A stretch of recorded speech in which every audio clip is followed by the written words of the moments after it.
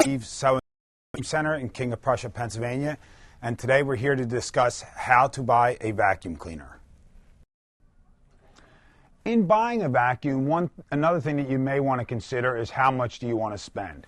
When you talk about a vacuum in the $100 range and under, you're talking about a vacuum that we would consider a somewhat disposable product.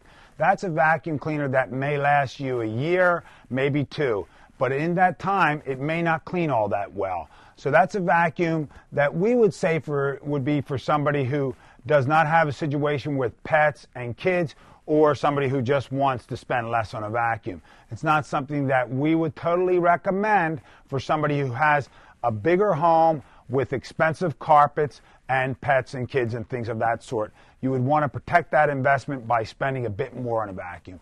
A vacuum in an upright vacuum in the $300 to $500 range is a vacuum that we would consider a very good quality vacuum, and in most cases should last you an area of 7 to 10 years of good service.